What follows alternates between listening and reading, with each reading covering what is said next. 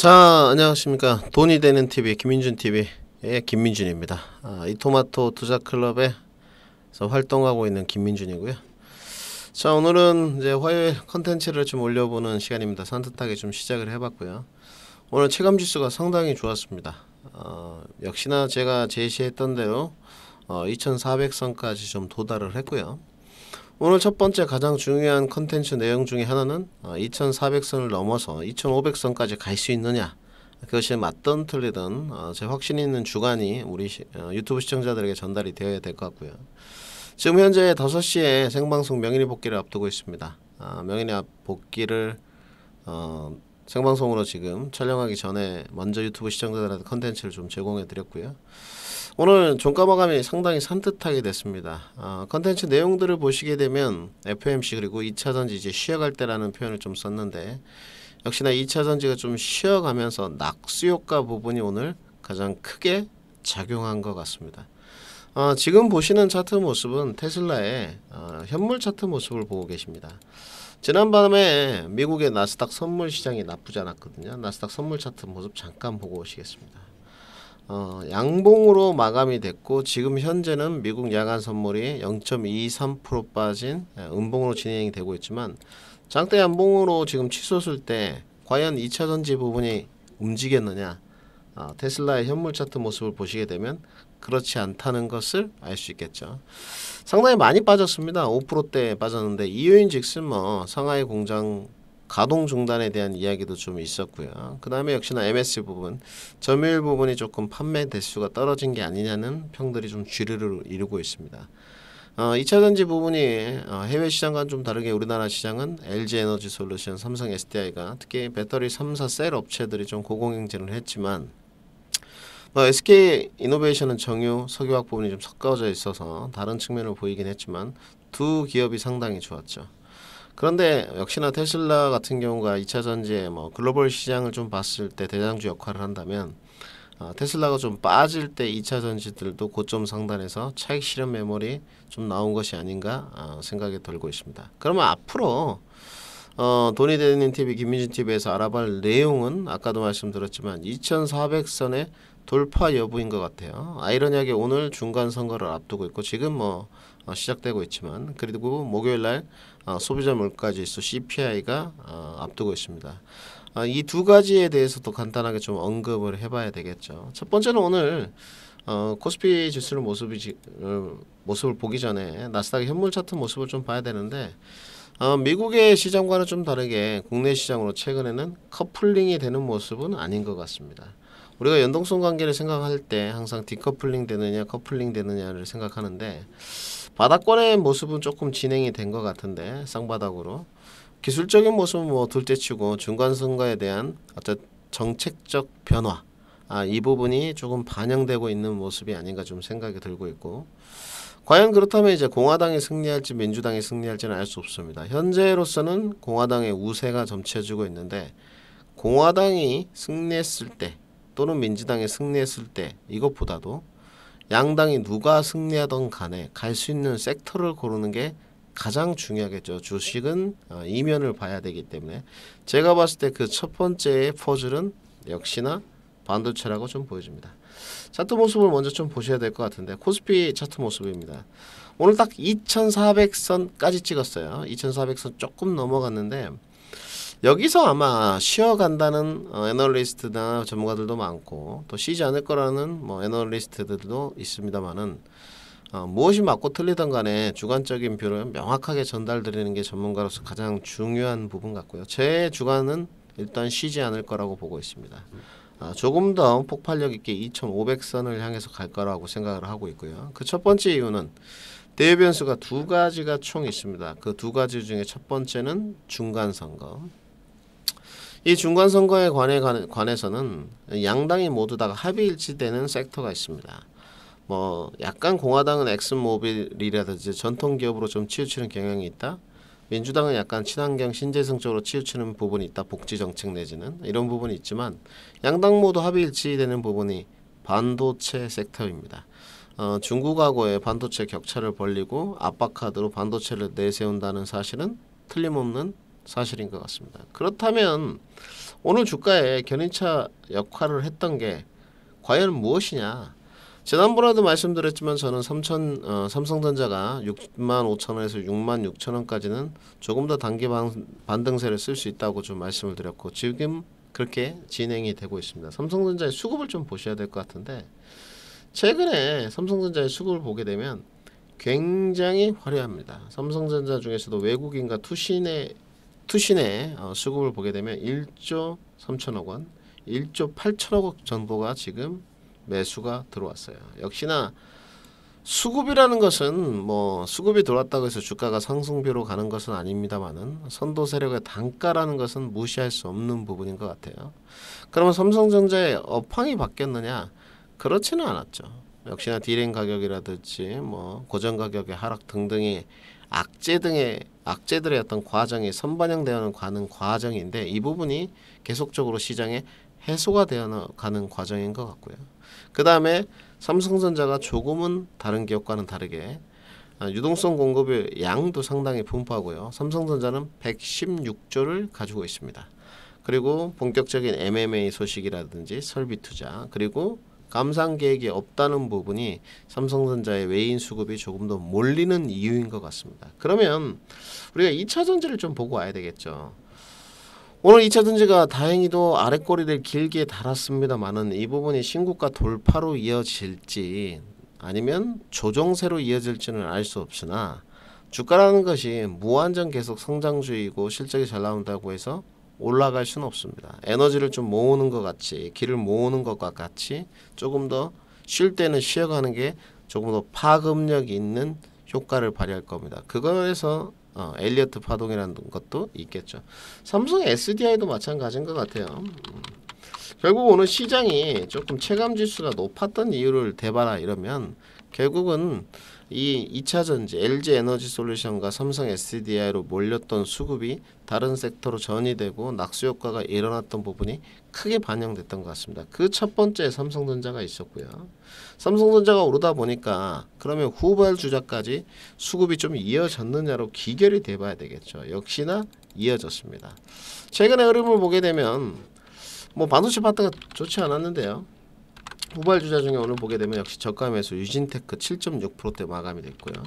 PR 스트립 장부인 PSK 5.4% 그리고 PCB 3인방 심데코 장중에 코스닥 수급 1위를 차지하기도 했습니다. 결국은 셀트리온 헬스케어에 오늘 내줬지만 심데코가 상당히 많이 올랐습니다. 심텍 5% 마감대 됐고요. 코리아 서킷도 또한 마찬가지입니다. 4.83% 마감. 역시나 바닥권에 대한 인식은 찍었다 이렇게 일컬어지고 PCB 3인방 같은 경우는 내년 상반기까지도 안정적인 캐시카우로 확보해냈다고 좀 봐야 되겠죠. 특히나 플리치볼 그리드 어레이 FCBG에 관해서는 역시나 고마진이 남기 때문에 실적이 계속적으로 좋아지는 측면인 것 같아요. 이외에 전공정 파트 유진테크라든지 PSK까지 모두 다가 흐름이 좋았습니다. 그러면 오늘 수급 상황을 좀 봐야 되겠죠. 오늘 오히려 수급 상황을 좀 보시게 되면 선물 시장에서는 별로 오늘 흐름이 좋지 않았어요. 1700계약 정도 매도가 있었는데 현물 시장에 강하게 삼성전자를 기반으로 매수 수급을 끌어올리면서 견인차 역할을 했다는 것을 볼 수 있고요. 최근의 흐름을 보시게 되면 기간 투자가 나와 있는데 9월 29일이라고 써 있습니다. 여기 빨간색 선들이 보이실 텐데 9월 29일부터 쉬지 않고 올라왔다는 거예요. 그럼 9월 29일이 언제냐? 우리가 한번 찾아서 좀 돌아가 봐야 되겠죠. 우리 유튜브 시청자들을 위해서 좀 확대를 해드릴게요. 9월 29일이 이날입니다. 네. 조금 더 키워볼까요? 네. 뭐라고 써있죠? 2130선이라고 써있네요. 이때부터 외국인들은 가파르게 수급이 들어오기 시작했어요. 결국은 좀 아쉬운 이야기지만 2500선 상단에서 공매도 쳐서 밑에서 쇼커버링을 했다는 결과물이 나올 것 같고요. 그러면 조금 더 이제 올라갈 수 있는 기결에 대해서는 아까 그 받침목 역할을 삼성전자가 할 것이다. 이렇게 조금 말씀을 드렸고요. 그 다음에 실시간 환율을 봐야 될 것 같은데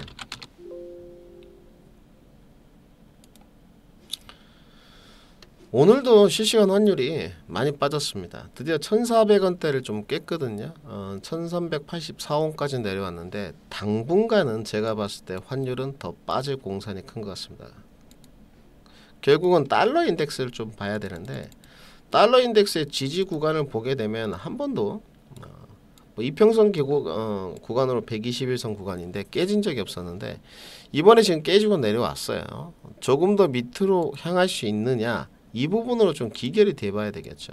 제가 봤을 땐 가능하다고 보여집니다. 첫 번째는 중간 선거가 어느 당이 승리하던 간에 조금 더 경기 부양책에 대한 효과는 긍정적으로 결과물이 나올 것 같고요. 지금까지 쌓았던 데이터를 보면 그렇습니다. 물론 그렇지 않은 해도 있었지만, 두 번째, 소비자 물가에 대해서 벌써 가이던스가 나와 있습니다. 지금 7.9로 예상이 돼 있는데 지난달까지 8이었어요. 8.1이었는데 이 소비자 물가가 조금 더 내려오게 되면 자이언트 스텝을 했던 누적적 효과가 조금씩 발현이 되는구나 라는 시장의 인식이 퍼지게 된다면 조금 더 단기 반등세의 고공행진을 해나갈 것 같습니다. 지금 유튜브 시청자들이 가장 조심해야 될 부분은 경기 침체 국면은 확실해요. 근데 연준에서 이 경기 침체를 부정하는 이유는 고용지표의 호조입니다. 근데 그 고용지표의 안의 내용을 들여다보니 계약직들이 상당히 많고 국경의 문호를 개방함으로써 밀린 비자들이 처리되면서 어떤 일용직 근로자들이 상당히 많이 포함되어 있다는 것들도 좀 말씀을 드렸어요. 이런 부분들은 아마 안의 내부 사정을 좀 뜯어보면 맹점이 있다는 것을 알 수 있겠죠. 그래서 분명히 경기 침체 시그널로는 들어가고 있다는 것. 그리고 연준의 스탠스 자체가 아직까지도 하나를 주고 하나를 얻었다 그랬죠. 속도 조절 완화론에 대해서는 분명히 이야기를 했지만 고금리 상단 부분을 좀 열어놨기 때문에 5%의 고금리가 마무리될지 5.25에 마무리가 될지는 알 수가 없으나 그 부분이 불확실성으로 좀 남아있기 때문에 경기 침체 시그널은 분명하다는 걸 좀 말씀드려야 될 것 같아요. 그러면 지금 과연 이제 이 상황에서 2차전지 부분을 좀 사갈 것이냐, 아니면 삼성전자 내지는 삼성전자의 후발주자들을 공략해 나갈 것이냐로 좀 기결이 돼야 될 것 같은데, 저는 삼성전자의 후발주자들이 밸류적인 측면이나 실적적인 측면이나 또 리스크적인 측면에서 조금 더 2차전지보다는 낫다고 생각합니다. 2차전지 부분은 좀 가진 자의 영역으로 좀 분류를 해야 될 것 같고요. 반도체 외에도 오늘 최근에 움직이지 않던 자동차 파트들도 좋았어요. 오늘 현대글로비스가 5%대 올라갔는데 단숨에 이평선들 추세를 돌파하는 모습을 좀 보여줬어요. 이런 부분은 역시나 2차전지의 낙수 효과라고 좀 봐야 되겠죠. 2차전지에 몰렸던 수급들이 빠져나오고, 물론 현대글로비스는 3분기 실적이 상당히 잘 나왔습니다. 잘 나왔는데다가 이제 뭔가 불씨를 붙여줘야 되겠죠. 불씨를 뭘로 붙였냐, 에너지 저장 창고 ESS를 지금 협업으로 같이 하겠다, 신재생 에너지 파트에서 모멘텀을 붙인 것 같아요. 오늘 수급이 그래서 상당히 좋았습니다. 현대글로비스의 수급을 보시게 되면 외국계 투신, 연계금 다 모두 다 들어왔고요.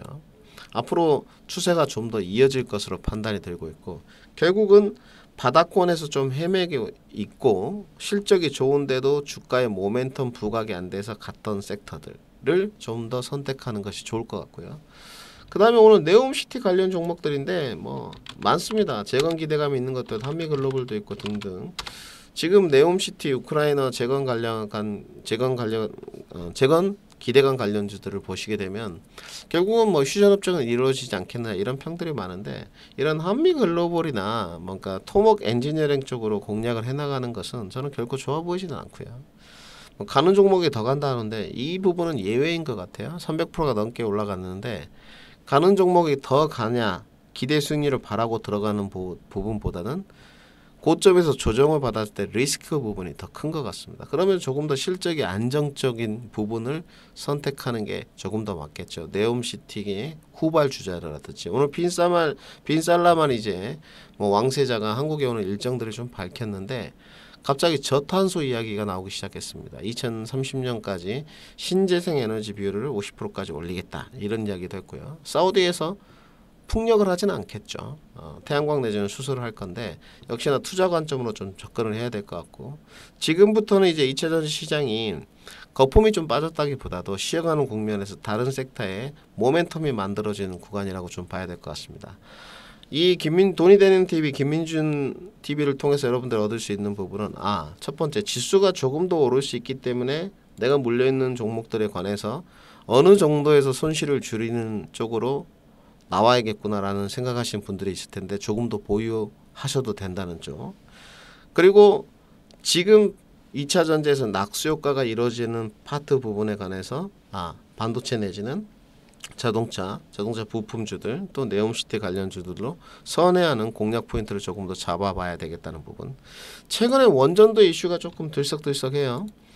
지금 현 정권에서 탈원전을 다시 정책적 변화를 주기라는 좀 어렵다 이런 이야기가 있었는데, 최근의 흐름도 두산 에너빌리티도 나쁘지 않은 것 같습니다. 제가 뭐 유튜브를 통해서 종목 추천을 하진 않았습니다만은 이제 구독자 595명이에요. 내일 실시간 라이브가 예상이 돼 있는데 아마 이번 주하고 다음 주까지만 7시 10분에 실시간 라이브를 하게 되면 매주 아마 8시 내지는 9시에 실시간 라이브를 하게 될 겁니다. 내일 아마 추천주가 나갈 것 같은데 많이들 오셔가지고 실시간 라이브를 좀 채워주시고 종목 받아가지고 여러분들 수익 창출에 도움이 되셨으면 좋겠고요.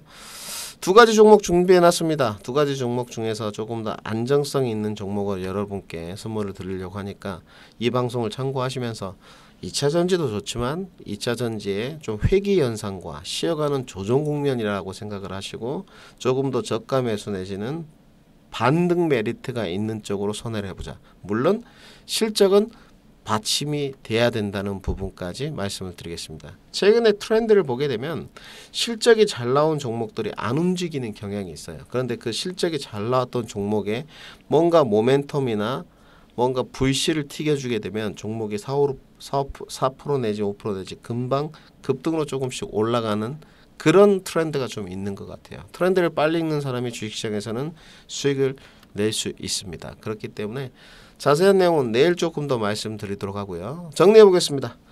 코스피 지수는 내일 중간선거의 결과물에 좌지우지 되지 않고 조정은 있을 수 있지만 2400선 돌파로 이어질 것이다 라는 게 첫 번째. 2400선 돌파가 이루어진다면 저는 다음 라인이 2500선까지는 무난하게 반등세를 쓸 것이라고 보고 있고요. 그 안에 반도체, 자동차, 네옴시티, 건설기계 등 가치주와 민감주들을 다 포함해가지고 조금 더 저가 매수와 실적에 뒷받침되는 종목들로 이제부터 공략의 기회를 써나가야 된다고 말씀을 드리겠습니다. 위에 보시면 생방송 가입문이 적어져 있습니다. 언제나 열려 있기 때문에 생방송 가입문이 02-2128-3355 내지는 00-7458 0245로 전화하시면 상담도 받아보시고 조금 더 제 도움이 필요하신 분들에게는 직접적인 도움을 드릴 수 있도록 하겠습니다. 자, 내일 실시간 라이브 많이 참여해 주시고요. 돈이 되는 TV의 김민준이었습니다.